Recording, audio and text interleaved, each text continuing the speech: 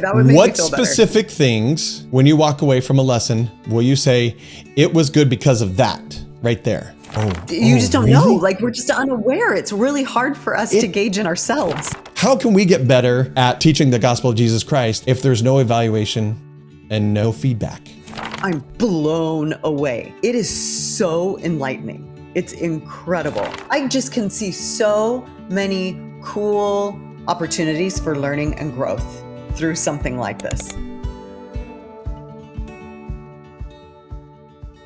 Hello and welcome to another edition of Teaching Restored, where we get to talk about how great it is to teach the restored gospel of Jesus Christ.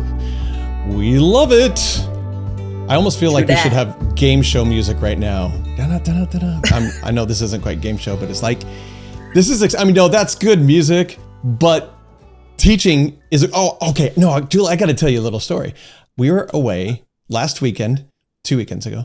Okay. And this guy, it was Fast Sunday for them. They did their whole Fast Sunday, and this guy got up at the very end and said, I just couldn't resist. I had to get up. And he was basically saying, this is the coolest thing ever, people. The gospel of Jesus Christ. There is nothing better. Can you think of anything better? No, because there isn't. And we need to be so excited about this. And he was on fire. I loved it. And that's the way I feel about teaching. Well, as he walked down, too bad he couldn't have his own little anthem music, game show music with all that excitement. Dun, dun, dun. That's right. I love it. It was pretty great. It was wonderful. Well, Julie, thanks for joining again. And we're going to talk about teaching. Imagine that. Shocking. Yeah. Today we're going to talk about what we were going to talk about last time, but we ended up talking about something completely different, which I'm glad we did, because not only was that a good subject, but since then, what has changed in how I'd present last week to this week is completely different. And so awesome. I'm excited to talk about this. All right. Cool. How do you know when you've taught a good lesson? Let's say we're talking like a calling, I'm teaching a class lesson. How do you know when you've done that well? Did you ask me the same question at the beginning of the thing last time? Yeah. Okay. I can't remember what I said. So yeah, if you don't say the same thing, because we're going to go back and check, we're going to be disappointed. I know. That's what I'm like, oh, shoot. Okay, let me change the question up a little bit. Yeah. Okay, that would make me feel better. What specific things, when you walk away from a lesson, will you say, it was good because of that right there? Okay, so I'll tell you, I taught a class on Thursday night and then one on Saturday night. Okay. And this might be a little bit different than what you're expecting, but let me tell you what I learned. Okay. I felt like both felt successful to me specifically because people pushed me, meaning they were so engaged that we had active push up against each other dialogue that helped all of us come to a higher place of learning together. And so when people actually don't give you the Sunday school answers, I feel like that is an indication that they are more engaged versus going through the motions of a lesson. Yeah. Right. It was so fun. And how do you think you get that kind of interaction? I mean, that's not normal. I think it's great that you get that, but what's going on for you to make that happen? Okay, a couple of things. And I really like including these couple of things in every lesson. First of all, I'm making sure that the content is super real. Like, we're being super real. I hope that people get the feeling that I'm really humble, like that I'm learning with them. So I'm asking a lot of questions, and I'm not just letting the answers just be like, okay, and moving on to the next point. Like, I'm dialoguing about people's responses quite a bit. And I think that's part of why people want to respond, is because they know that they're going to get an authentic conversation from me and others in the class in reaction to their comments. So what I heard you say was that you are a part of the learning at the same time. Oh, for 1,000 billion %. Yes. 100%. So you're not coming with all the answers of this is this and this is how it works, but you're actually, you've prepared in such a way that's an interesting thought there. You've prepared, yet you don't have all the answers. So tell me about that. How do you strike that balance? Okay, I actually have a very specific example of that in my mind right now. And rather than go into detail, let me explain to you kind of what happened. So I was teaching about a subject that I feel very comfortable teaching. I've studied it for years. It's like part of who I am. And I remember somebody bringing up a specific scenario, and I was framing it through all of the things that I thought I knew in my brain. But instead of just giving an answer, and I had one, I decided to ask other people and involve other people in the answer. And what they came up with was so much better than the answer that I had. And so I know that that happens frequently, right? Even if it's something that I've studied, I just think that the inspiration is scattered among us. And so I consciously hold back on some of my answers in an effort to get other people to share their thoughts. And almost, like, I just would say so often, if not almost always, the insights that come from that are better than the things that would have fallen out of my mouth in like as an immediate response. I like that a lot. So kind of a pattern that I heard from that is, and tell me if I'm off a little bit on this or on, but we're preparing the content. We're preparing the content, but you're not actually teaching the content. What you're doing is exploring the content with them. And so there is no one right answer, right? It isn't like a factual question that you've asked and there you go, right? It's, here's this, how do you apply it maybe, or something like that. And and so what you're discovering is their interpretation, their experiences with it, which you cannot know in advance. Right. I think the key to what you just said is the idea that we're exploring the content together. So have you done more preparation potentially because you are kind of framing some kind of a takeaway and hopefully leading people to have an experience with it. But the experience itself, the takeaway isn't the most important part. And often the takeaway will change as you explore the content together. But you do have to like formulate some stuff in your head, right? I'm not suggesting that you go in with no idea as to where it's going to go, but that you allow it to be a choose your own adventure is really, really important. Like I can tell you that on the Thursday class that I was teaching, we started talking about one thing. I had slides, I had everything prepared, and some of the comments and questions led me to do something completely different. And I said, this is a choose your own adventure. So I'm actually going in a completely different direction than I anticipated. And I can tell you that the feedback that I got from people was that they loved the choose your own adventure because they didn't feel like I was teaching from a script. And so the idea that when you come in, people feel it if you have a script versus with the idea that you're going to explore something together, the vibe changes. I love that. Yes, it does. We had someone teach. So we did a little different thing for Sunday school yesterday.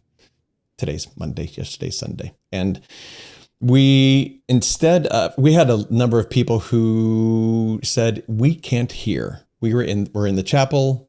We just can't hear anyone, and they don't actually like coming. So as a bishopric and as ward council, we all decided, okay, let's break it up into two and religious society and young women's room. And, might that work? So it was the first time of doing that.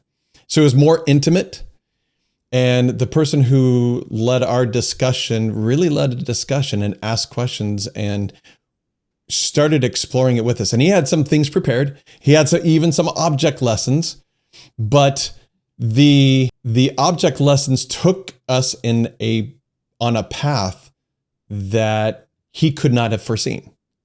He didn't see. I mean, he would put out something and say, for example, how might that remind us of Christ? He doesn't know what we're going to answer. And if he guessed, it would probably be very different than what he was going to think himself. In fact, I had someone next to me and she said, that's not what I would have said. I would have said on one of the objects, something completely different, right? And which is good because we're exploring all these different ideas. And so in a way, when we're preparing, we are creating the structure, we're creating the bones, Mhm. and we're letting the class put the skin on it. The skeleton personality. and the skin. Yeah. Yeah. We're I putting like it. we're letting them kind of form and mold and say, okay, what does this look like? I'll bring the basics, I'll bring the foundation, Yeah. but you guys, but then that means that the teacher needs to be kind of getting that out of them, right? Meaning not imparting it to them, but pulling it from them. Right. Okay. So that leads to my next question is, how do we pull it from them? How do we make that a shared experience? That's an awesome question. And I think that the easy answer, but I'm not sure if it's the only answer, is the questions that we ask. Like, that's a huge part of it. Asking questions that are not factual, that are exploratory. You know what I mean? And that's not exactly the category of questions, but I'm saying that they're questions that lead to exploration. Yeah. Mm-hmm. And I think, like, for example, I'm developing the skeleton, if you will, for a lesson right now. And as I'm doing it, I literally just sat down and just started writing down questions. And then I found myself resequencing the questions to build a more well-framed skeleton. And that's it. Like, I took scriptures and attached a scripture to each question so that we're in the scriptures looking for the answers to the questions. But then that is the extent of my skeleton thus far. Right? Like, that's kind of, but I think part of it is that we're really careful about the type. To be totally honest with you, I'm asking questions in the skeleton that don't have a right answer. Good. And I think that that's an important part. Can I share a quick little experience that I had just really fast? So one of the things we were talking in one of these classes that had to do with communication, specifically about inviting differences. And one of the things that we talked about is the idea that in church, it feels often like our lessons are looking for a specific answer and that the goal is sameness of thought. Good. And we talk about being of one mind in a Zion description. And I think that some people think that that means that we have to come or evolve to think the same. Yeah. And we were describing the fact that that's almost the opposite of what creates a true Zion society, that the differences and inviting those differences in actually make it not only more rich and more beautiful, but you create deeper unity with people when you relationally work through differences. Like that the people that are exactly like you, it's fine. You can become fast friends, but the people who push you a little bit are the people I think you become deep friends with, you know? And so I do think that there is something to be said about in our classes actually working toward differences. Is that a horrible thing to say? No. So it's interesting that Zion is being of one heart and one mind, and we do that through differences, or I'll say with differences, including our differences. And that seems so counterintuitive, right? No, we got to be thinking the same thing. We need to have the same answers to everything. We need to be going in the same direction. Well, to a degree, I think we need to be going in the same direction, right? In the direction of Christ, for sure. But you're right. That's the one mind. That's like the focus. Right. The focus is where we're unified. Yeah. Not the rest of like I don't know if this is a true statement. I'm going to put it out there and then you can tell me if you think this is off base. Okay. This would be a good discussion for a group, actually. Is our lessons supposed to be persuasive? That's great question. Off the top of my head, this is what I'm going to say. No. Okay. In the way that, can they be persuasive? Yes. Can they be effective and be persuasive? Yes. Do they have to be persuasive? So I think the answer to that would be no from the teacher perspective, but yes from the spirit perspective. Okay. So we are not responsible for doing the persuading is basically what you're saying. Like, should they be persuasive? I don't think they need to. Are they? Okay. I mean, they don't need to, but are we aiming to persuade people to something? I think sometimes we think we should, But okay, so if we are trying to persuade something, we already have a destination where we think they should Mm-hmm. go, right? Okay. In what you taught the other day, were you trying to persuade them to get to where they've got to? Not to get to where they got to, but I was trying to persuade them about a specific subject a little bit. Like I was Okay. trying to get them on board with that subject. Okay. I And wanted them to believe that what I was teaching was going to lead to a better result.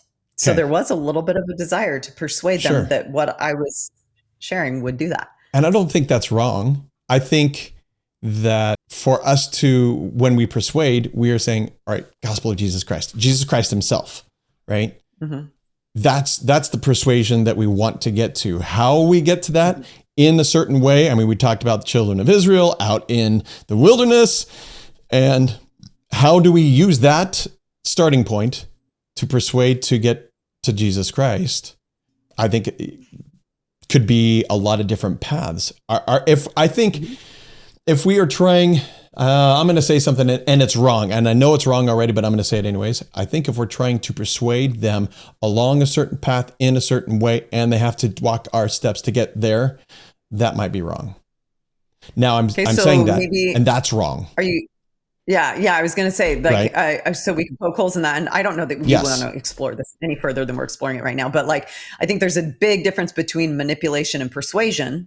Yeah. And Yep. so, you don't want to obviously fall over into the idea of becoming a manipulator, but I also think that sometimes the way that we answer and respond and engage in classes is when there's any kind of a difference that's brought up, it becomes a persuasive like Yeah. argument, which is Sure. why people are concerned about highlighting differences or Hmm. so you have to like that's a really kind of a difficult because people speak in a way as though they're trying to persuade versus speaking in even our conversation in class in a way that is trying to like add meaning to the shared pool like just like Yeah. curiosity and here's a thought and I'm curious about more and I have a specific story in my head right now as an experience that I had the other day. I don't think I shared this with you. I'm Okay. pretty sure I didn't.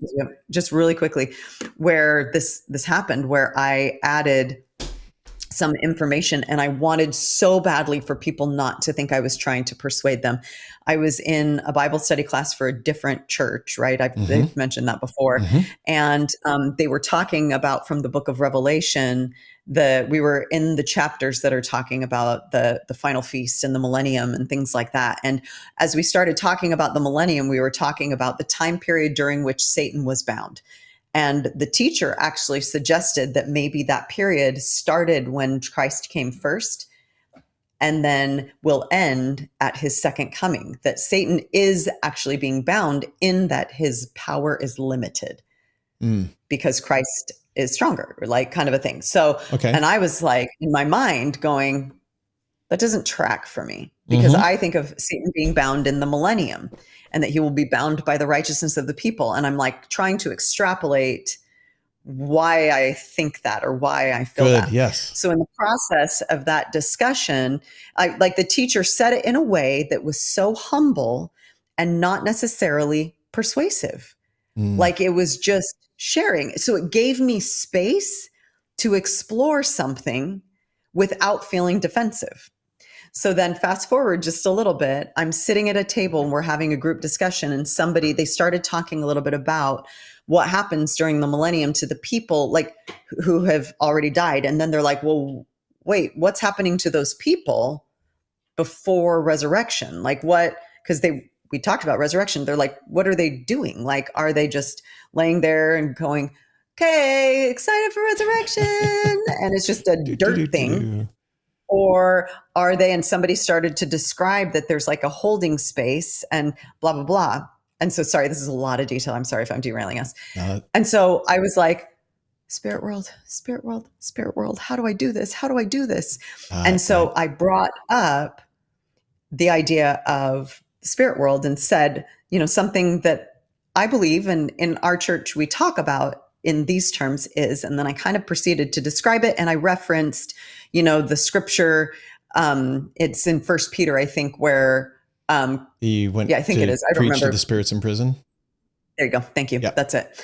And immediately someone's like, well, that's not what Christians believe. And she got super defensive. And I was like, and the way that I said that, did it sound like I was trying to persuade? It was so interesting. And so I immediately used a contrasting statement, which is Oh, basically where yes. you say what you don't want and what you do want. And I said, oh, I don't want you to think I'm trying to persuade you to think a certain way. I literally just, and that's what I do want, is to add to the discussion in a way that, kind of helps keep it going and is lively and fun. And another girl did jump in and say, oh, I know what scripture you're talking about. And the other people are like, I don't even know that scripture and blah, blah, blah. So it ended up being fine, but it was such an interesting, whole experience with this idea that we were just talking about. So anyway, I hope that didn't feel like a distraction, but actually felt like it added to what we were talking about, because I feel like I just lived a moment. That's great. Of what a great in this class. That's a great example. Thank you. Yes, yes, yes. Okay, so we've talked about asking some questions. Let's talk about questions actually next. Okay. So we have the 5 types of questions: the binary, factual, explanatory, introspective, transformative questions. How do I even bring this part up? Kevin, can I pause you? Will you just list those one more time? Because if somebody has not listened to the podcast before, they might have just gone, whoa, whoa, whoa, whoa, whoa. That was an important list. Okay. Binary questions. They're the yes or no, right or wrong, black or white. There are 2 options and there's a right answer, and it's one of those, right? One of the best binary question, and people always say, stay away from closed-ended questions, which basically is what a binary is, right? But I say no, because it's used all the time and it's used very, very well. For example, will you be baptized by someone having authority? I mean, the will you questions that the missionaries use is a binary question, and it's incredibly powerful. Invitations are often binary. Yes, yes. So that's good. The next one is factual, where you ask a question and there is a definitive answer. For example, name Lehi's sons. Well, that's fine, right? And there could be several different answers in that, but there is a definitive answer. We know what that answer is. The problem with factual questions, when we ask them too often, and I wouldn't say this maybe to someone who is just learning about the gospel, or maybe in primary, but maybe as we get into teenagers and adults, is when we ask too many factual questions, people start to tune out, because we all know what the answer is. Or they feel quizzed. Yeah. Or they feel quizzed. Right. Yeah, I'm not here to be in a quiz. We already know what the answer is. Why are we asking? Right? And a lot of teachers default to those because those are easy questions to ask. Yep. The next one. Oh, I'm eliciting participation. Yeah. I want participation, so that's how I'm getting. But the participation you're actually eliciting is pushing them away, and that's dangerous. Yeah. Not that all factual questions push people away, because they don't, but that's, if they're overused. Next is explanatory, where there isn't a necessarily definitive answer. For example, an opinion could be the answer to an explanatory question, or how do you feel about this? Or what do you think happened here? And someone's guessing, right? Yeah, I'm going to tell you what I think. That's great. Then the introspective question is where it's similar to an explanatory question in that there isn't a definitive answer. We could take anything, but the introspective question, you have to dive deep. You almost have to listen to the question and pause, think about it, go a little bit deeper than just an opinion, and then give an answer where you're being maybe even vulnerable. And a great example of this is if someone asks a question and then the person in the response bears their testimony and doesn't even know it. Mm-hmm. Then that was an introspective question. That was good, right? The more of those that you can have, the more real and authentic. You're drawing it out of them, right? You're really, really getting the hearts of the people, and they're expressing and sharing those thoughts. That's a beautiful thing. I kind of describe it as like getting what's in here out here. Yes. Right? Not what's in here out here. I was pointing to my head, pointing out, right? Versus my heart coming out. And so the introspective is meant to get what's in your heart out your mouth.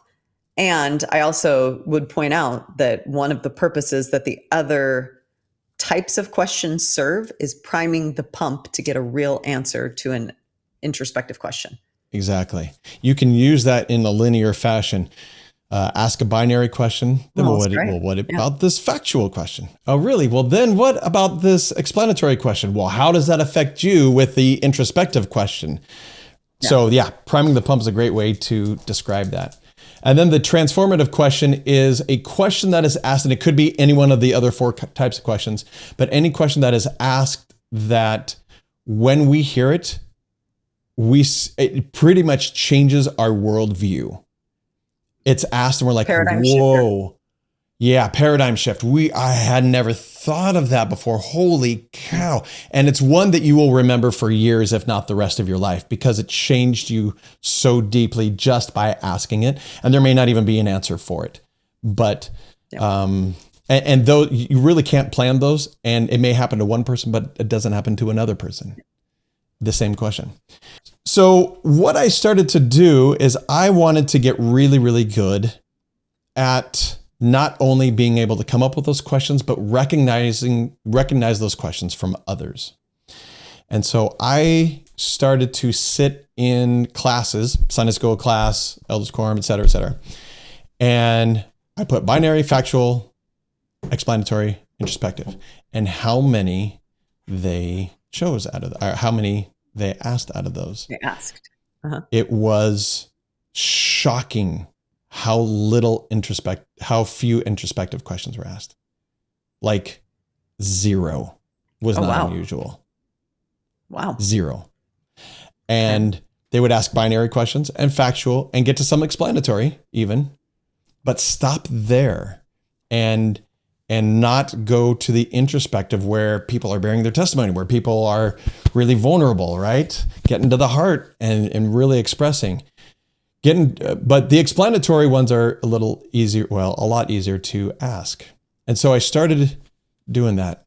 And I thought, I wonder, and I wouldn't share it with the person, right? This was just for me to recognize. Yeah. And then I thought, wow. You were doing research. And that's what it was. But then I thought, I wonder what other kind of things that I could evaluate my instruction on. And so I started to broaden that.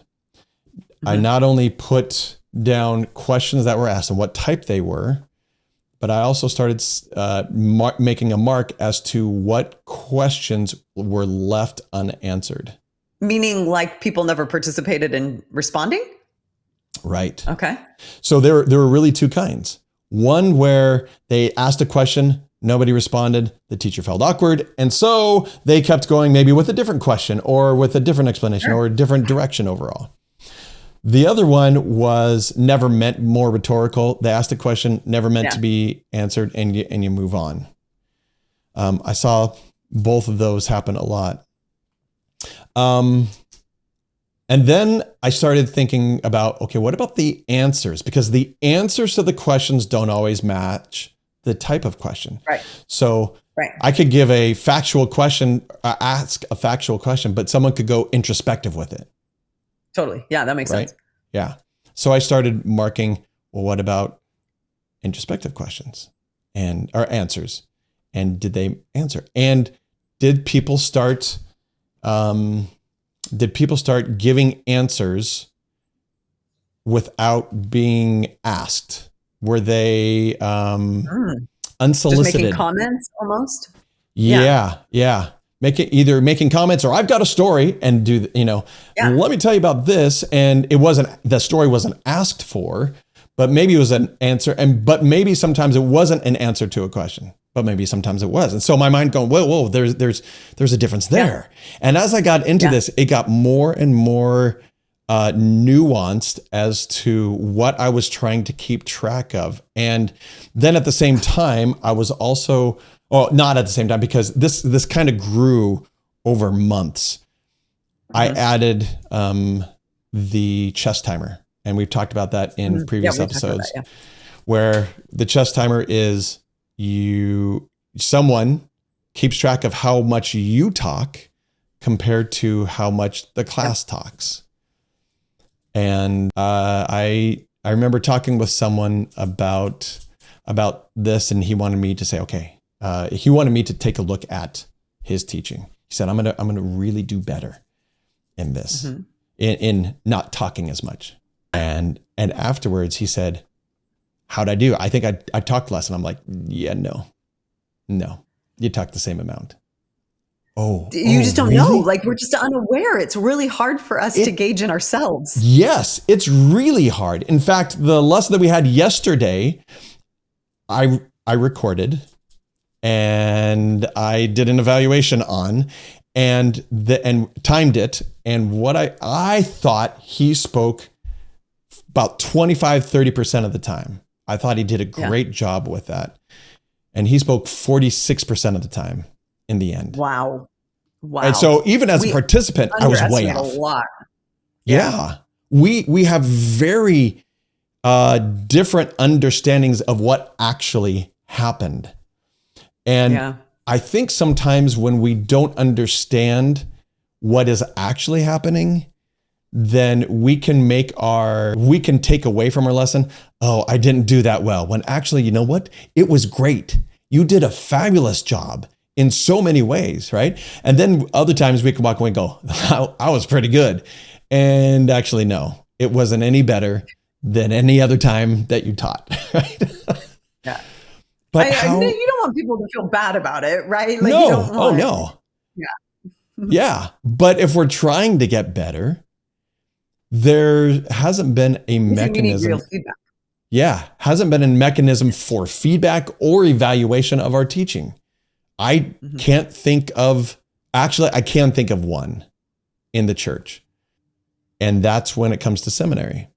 I remember teaching seminary many years ago.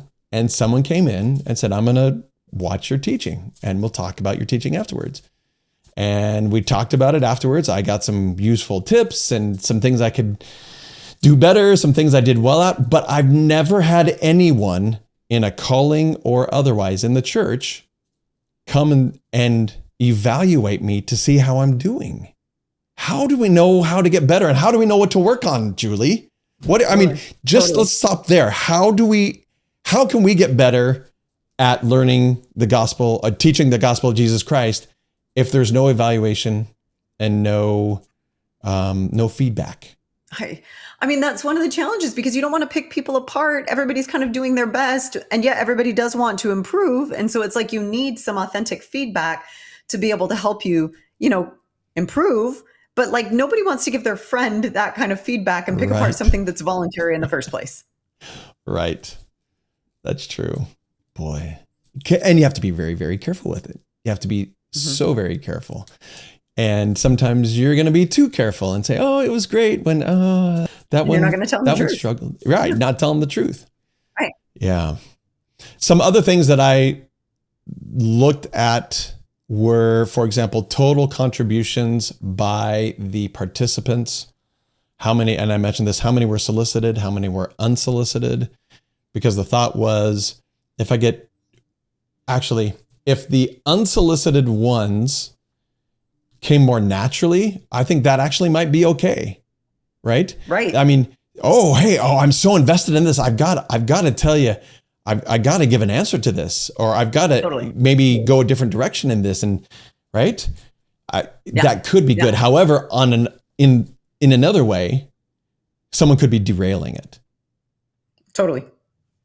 So looking at solicited, just strictly solicited questions, you can't really totally tell just, for a number perspective wise.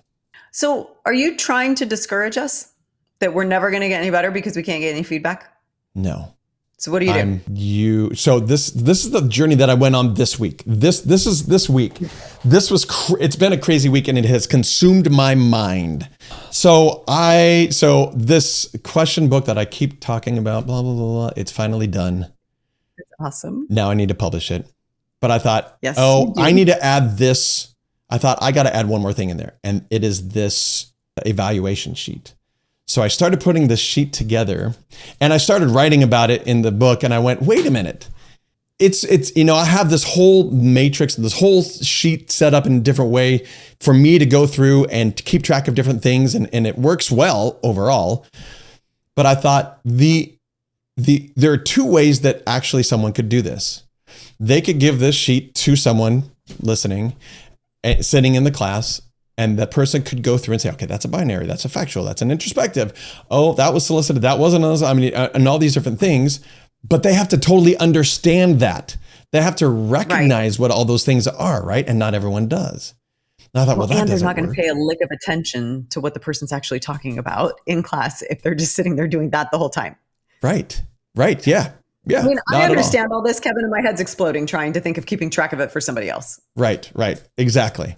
Okay, so then I thought, okay, why don't the person could just record it and then listen to it afterwards and then go through and say, okay, how much did I speak? How much did they speak? What kind? And then grade themselves.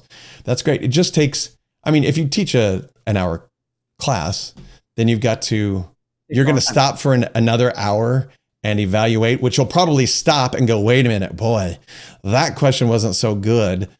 What could have been better? And you're probably going to think about it. And it's going to be it's a commitment to do that. Well, plus I'm so sorry, but if you didn't feel great, you don't want to go back and listen to it again. Or, you know what I mean? Sometimes you're going to start to become hypercritical of yourself. I don't like to go back and listen to myself. Right. I agree. Kelly, I know. Yes. And Kelly doesn't even like the sound of her own recorded voice. So she's like, I don't want to listen to that. And it's hilarious. So then the thought came to me, why can't we have AI do this? And my mind absolutely exploded. And I went on AI and I had it create a whole web app where I could upload the audio. It picked out all the binary, factual, explanatory, introspective questions, told me how many contributions there were, told me how much time I was speaking compared to someone else, gave me things that I was like, what? For example, this shows me how often I refer to Christ. This is incredible. And how many sections, if I'm talking about the children of Israel going out and, you hit the rock and water comes forth, does that actually turn back to Christ? Or did I just totally skip that? And it'll pull out those, okay, here's a section, but you actually didn't go back to Christ on that one. But this one, you did. And Christ was mentioned this many times, and this many scriptures were read, and this many conference quotes were read. And invitations. Did you do any invitations at the end? And what were those invitations? And I have to tell you, my mind is exploding, and I've seen it, and it's absolutely unbelievable, and it's incredible, and I'm thrilled out of my mind. And as you're talking about it, I never want to record myself ever. That's what Kelly said, right? That is absolutely what Kelly said. Yes. But I will tell you, so I've seen data. So I was really hoping you were going to share this today, but I wasn't sure if you were going to share about it because I've known about it, but I didn't know if you were going to talk about it. And it's so exciting. I can't even tell you. And when I look at other people's data, I'm blown away in the difference of data. Even just some of the snapshots that it gives you, even if you don't dive as deep as you're talking about right this second, it is so enlightening. It's incredible. Right. And it's terrifying. It is terrifying. Have you recorded yourself yet? No. I've only had it this week. I know. I'm dying. And so I'm dying. I'm so excited about it. We had a number of Teaching Restored staff. I don't know what team members, whatever we call them. I don't know what we call ourselves. Volunteers record the class that they were in, and we uploaded it, and I've been training it a little bit more and just making it a little bit more precise and saying, okay, that wasn't exactly that way because of this, and just refining it all. And it's fabulous. I love that. But when I showed Kelly, she was like, my mind is blown. This is incredible. I don't want this to happen to me. I know. I don't I mean, I record feel me. kind of guilty. I went into, so I had to play the piano in primary. And so I didn't get to go into my whole class. And I don't think my recording was loud enough, because I was in the very far back. But I was thinking in my mind, I'm like, is the teacher going to kill me if he knows that I just did this? And so we just, so you know, it is, nobody knows who any of the teachers are. Nope. Like, this was just experimental data. I just don't want anybody to like think that we're like these sneaky teaching restored people that are going in and doing things that are like not nice. No. This is data gathering only. Yep. Data gathering. But it was interesting. But I have been asked to teach Sunday school 2 Sundays from now. And Kelly, when I was asked, Kelly turned to me and said, you're recording yourself and you're doing that to yourself. Yep. Do you hear me?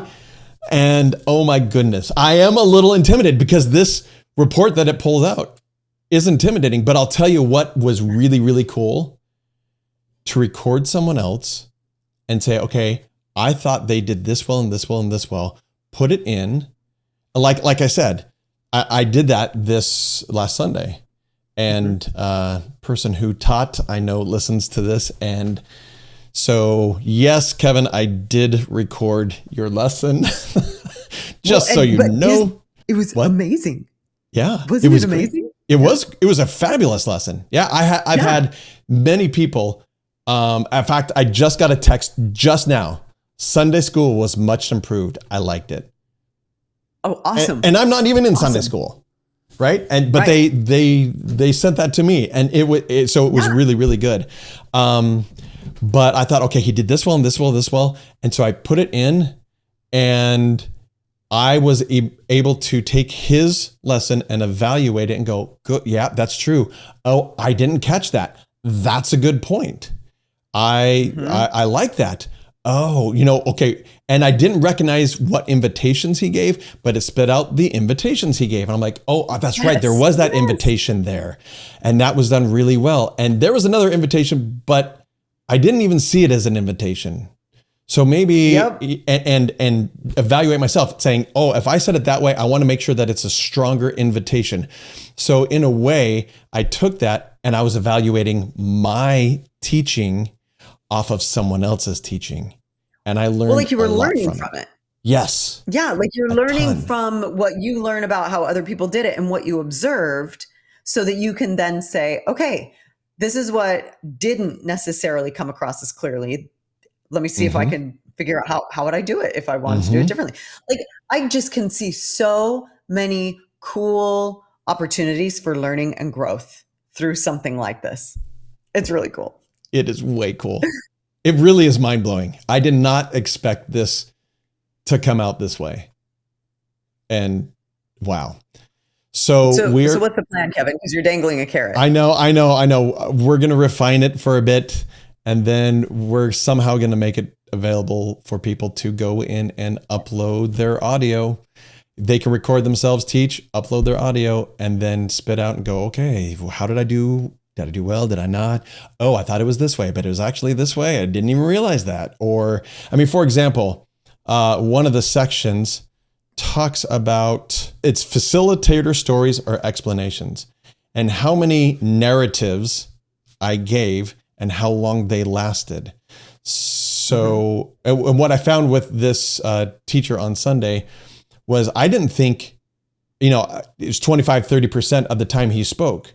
But then I went and found out, okay, where did he speak the most? And it was in those stories. But I didn't feel like they were burdening over, like he was going overboard by any means. And so I felt it was very appropriate. And so that showed me a kind of a new level of this. At the very beginning of this evaluation, it's speaking time. How much did you speak? How much did the participants speak? The one that I'm looking at right now is 67% facilitator, 33% participants. in some classes, that would be the correct amount. Balance. Right. That would be balanced. And it depends on where you are, who you're teaching, the knowledge of the people teaching. It depends on the age, so many different things. Where another lesson, 67 to 33, I could look at that and say, you know what? I should have spoken one half that. Yeah.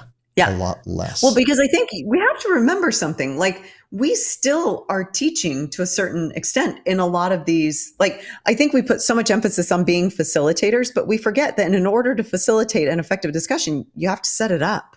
Yeah. And sometimes the setup, like if you're talking to a primary class and you're sharing an Old Testament story that goes right over their head, you're figuring out how to tell the story in a way that's relatable to them so that you can then draw pictures of it or have a discussion about it or chat about how this story applies to being nicer to your brother and how, Jesus wants us to be nice. Like, you have to set it up. And so what we also have to be careful of is, I'm thinking you're saying this, that this data does not necessarily tell us if we're doing it right or we're doing it wrong. Mm-hmm. It's information. Exactly. It's not an evaluation that's going to give you like a grade. Yeah.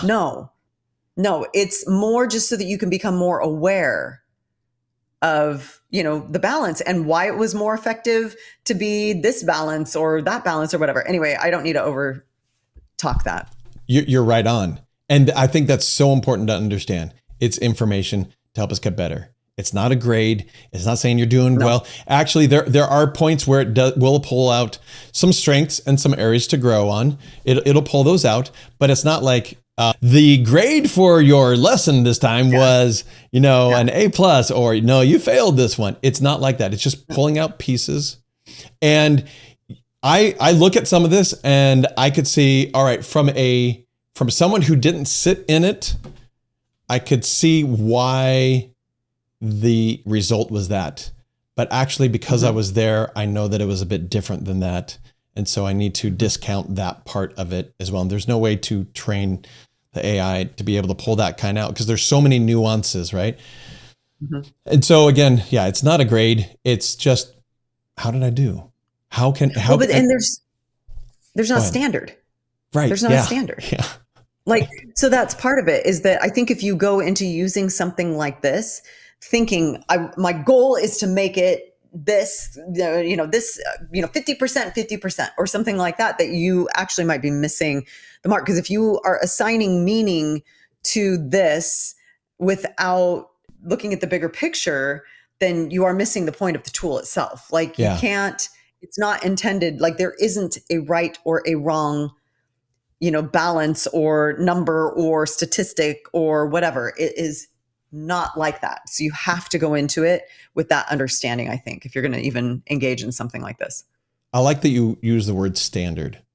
It isn't a standard. It is just data to say, here's what it was. Then you set your standard to that and interpret it through that. That's a great way to do that. So really what this does is it overcomes two things: feedback and evaluation. Something that we have never received in the church before, we now get. And yes, if we want it.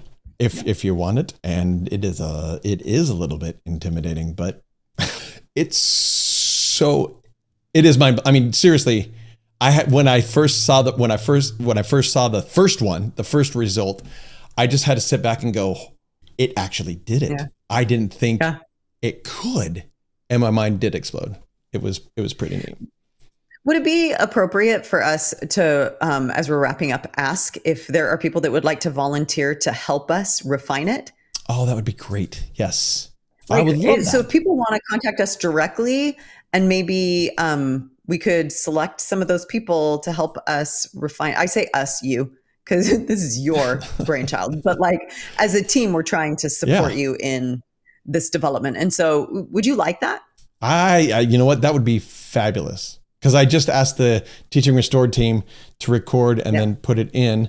And I went through those last night to, try to refine some of it. But if any of you would like to help out with this, I would be very, very appreciative of it, because it's, I think, could be a really good tool. Again, And I after what happened this last Sunday, and we have a bunch of evaluations right now, I had to go in and put a note at the very beginning of it just to say, hey, basically what you said earlier, this is not a standard.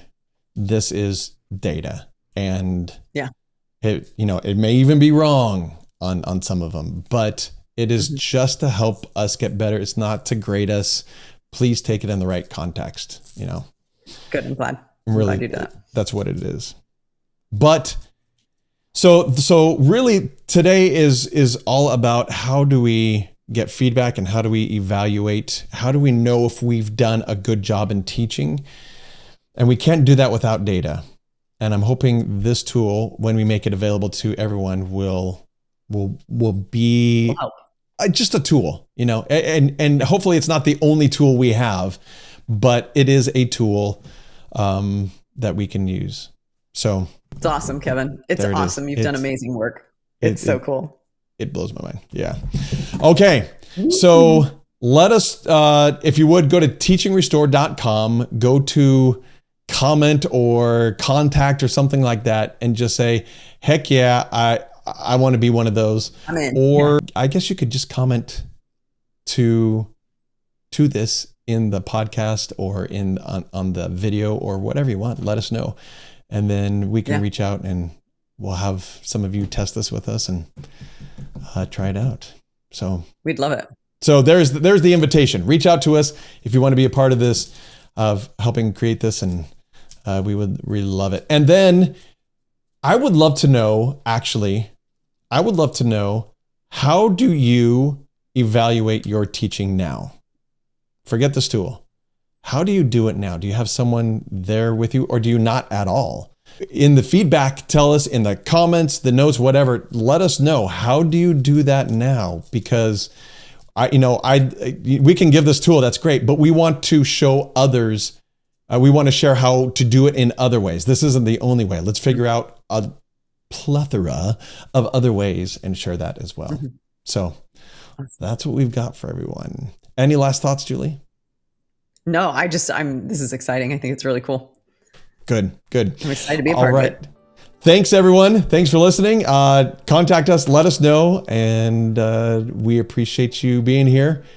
Go teach the gospel. We love it. Woo-hoo. Take care, everyone. Bye. Thank you for joining us for this episode of Teaching Restored. Now, we want you to know that there's more than just this podcast, more than just the discussions that Julie and I have with each other or with other guests that come in. There's a lot more. Let me give you a few things that where we just expand this reach. Number one, there's a community where you can go online and learn from a lot of others and even give ideas yourself. And that is found if you go to leadingsaints.org or teachingrestored.com and look at the community link there. That'll take you to a whole community. And we are a part of the Leading Saints community there, where we talk about, among other things, how to be better gospel teachers. So I would highly recommend you go there. We have some incredible discussions, some real passionate discussions of ideas and different things that we can do to be better gospel teachers.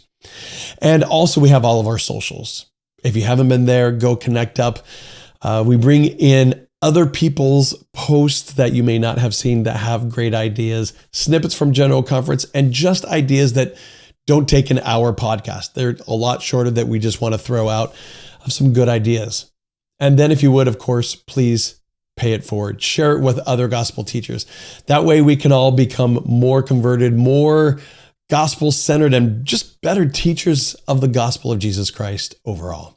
Thanks for joining us in this journey. The team here at Teaching Restored, we so appreciate it.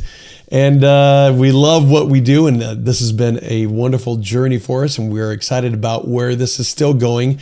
We have more plans to expand the content and expand things out for you. So stay tuned and we'll see you around. Thanks for joining us.